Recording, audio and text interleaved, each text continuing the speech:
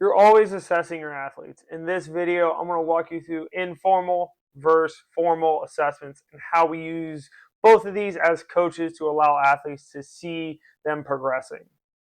The last time you ordered something online, you probably got an information email like this: ordered to packed, in transit to delivered.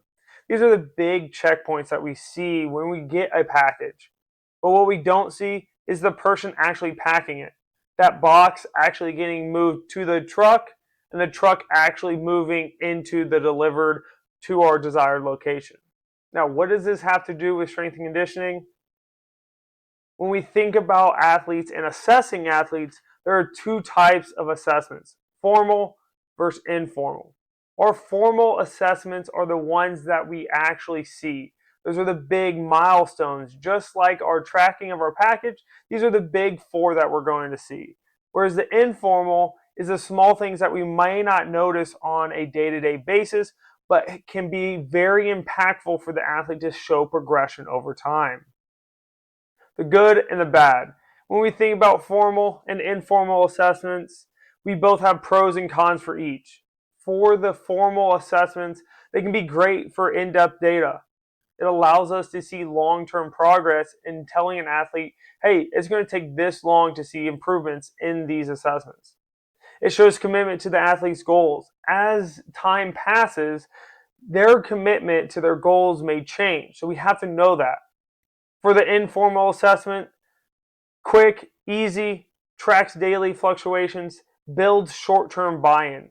If the athlete on a day-to-day basis sees progress, then the athlete's probably going to buy in more to the process and actually allow you to have more time with the athlete to see better progression.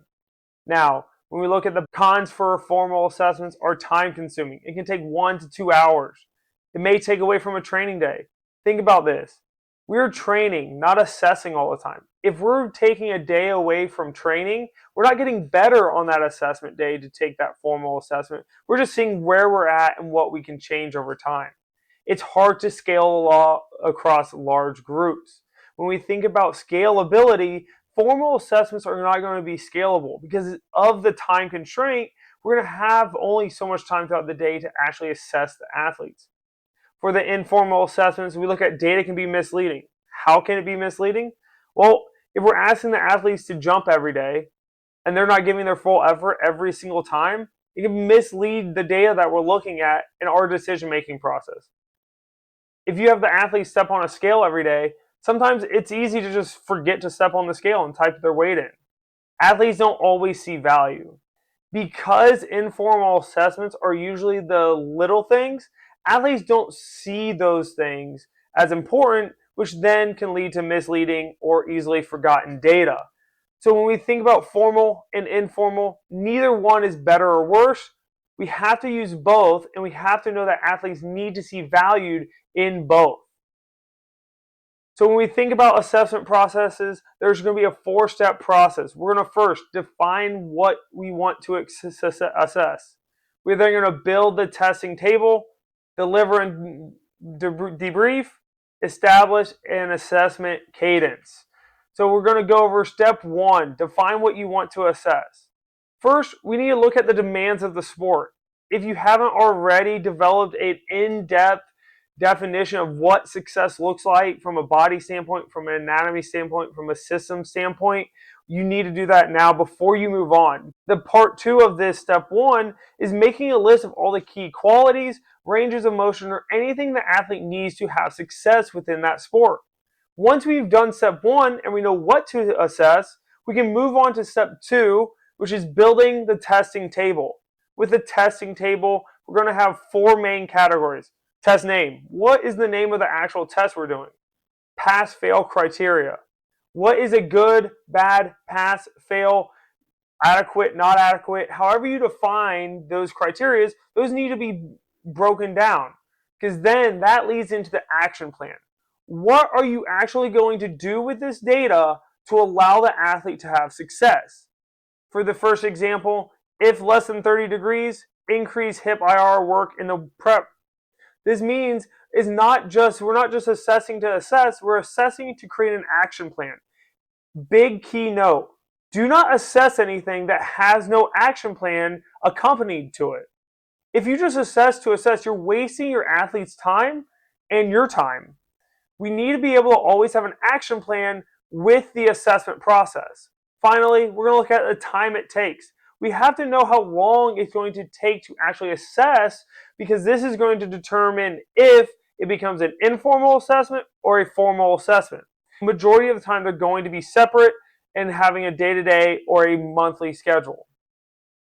Step 3, deliver and debrief. It's a 4-step process. First, show data. Here is where you are. Give them the facts. Give them where they are. Then provide context. Here's how you compare to your peers or your goals. If their goal is to throw harder or run faster, you need to be able to tell them, hey, you run a 4.5, your peers run a 4.4. You need to get better. Explain the plan. This is how we're going to go about changing this. We're going to add this to your prep. We're going to work on the skill side of things. We're going to get stronger.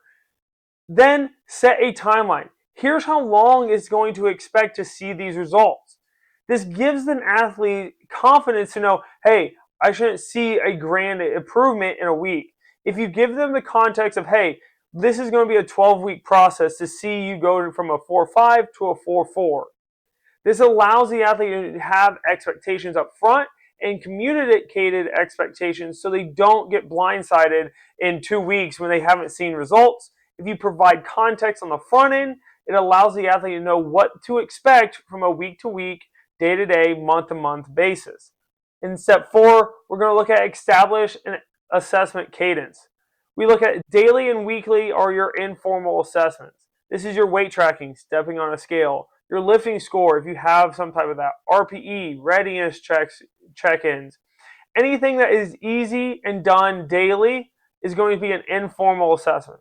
We then look at weekly, informal movement assessments, conditioning as well on the bikes or sprinting, somewhere along those lines. Daily and weekly are going to be majority of the time informal assessments. This is where as coaches we have to bring attention to informal assessments data.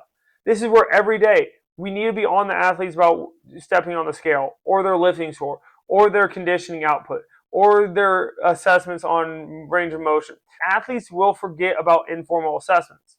Whereas when we move into the monthly or quarterly, this is where athletes will notice. This is target assessment, high priority qualities, mobility, jump, sprint, max out, stuff like that, that allows us to know, hey, this is a big day. We're going to take a day away from training and assess these things to give us a better picture on if we're on the right track or not.